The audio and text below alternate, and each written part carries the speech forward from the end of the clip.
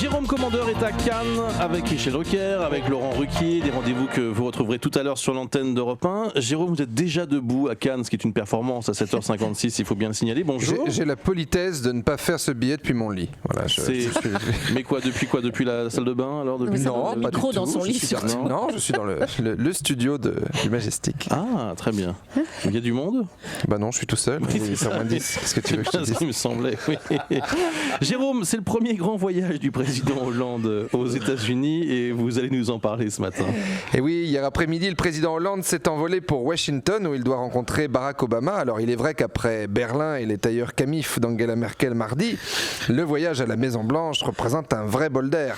L'occasion peut-être pour le nouveau président de tester le fameux avion présidentiel baptisé Air Sarko One sous Nicolas Sarkozy, Oui. qu'on pourrait rebaptiser Air Holland One. Alors le problème qu'on trouve avec Air Holland, c'est que ça fait un petit peu compagnie low cost. Ça fait un peu Ryanair, quoi. Le Paris-Madrid à 1,90€ sur un week-end. Mais il faut décoller à 50 km de Paris, atterrir à 150 km au sud de Madrid. Comme on a pris du retard, il n'y a plus de bus. Du coup, on dort à l'aéroport. Puis dans un sens, on gagne du temps pour le retour. Bah oui. Donc le souci de cet avion ultra moderne est qu'il a été conçu sous un président, Nicolas Sarkozy, dont le style est totalement aux antipodes du nouveau. À toutes les filles que j'ai aimées Pardon madame. Oui monsieur le président. sont devenues On peut baisser la musique, là je dois préparer mon discours. Ah non on peut pas, le CD est bloqué monsieur le président. Ah d'accord. C'était utile les imprimés billets de banque sur la moquette. C'était une volonté du président Sarkozy, monsieur Hollande. Et ça c'est quoi? C'est un porte-Rolex. Pardon? Un porte-Rolex. Vous tirez le clapet en ronce de noyer et à l'intérieur vous avez un socle en cuir de vachette sur lequel vous posez votre montre.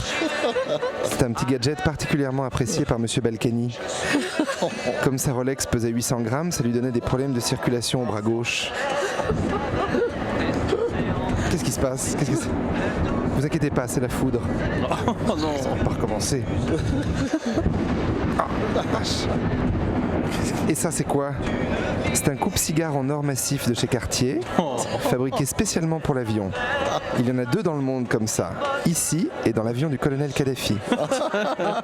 Madame Balkany adorait fumer son cigare en vol après son caviar. Ah oui. Vous voulez boire quelque chose? Nous avons des Jéroboam champagne rosé dont Pérignon 58. Ça passe très bien avec les langoustines aux truffes. Monsieur Barbelivien a même fait une chanson dessus. Elle va passer à un moment ou un autre puisque le CD est bloqué. à toutes les filles que Donc, j'ai aimées. le changement, c'est maintenant, va vraiment prendre tout son sens dans les semaines qui viennent, puisqu'il y a fort à parier que les vols suivants ne soient pas du même acabit. Des rince-doigts, des sandwichs au jambon et des mignonnettes de Suze ont déjà été commandés en remplacement. Alors, il est amusant. Oui, ça vous rappelle des souvenirs, Julie?